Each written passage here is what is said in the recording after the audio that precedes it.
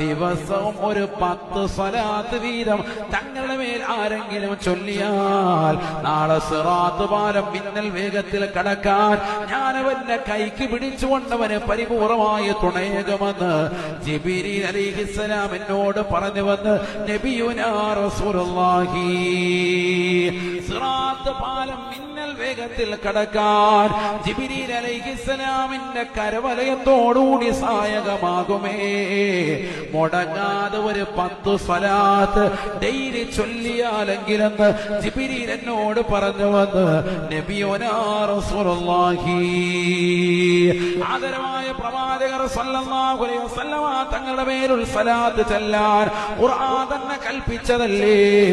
സല്ലു അലൈഹി വസല്ലിമൂ തസ്ലീമാ.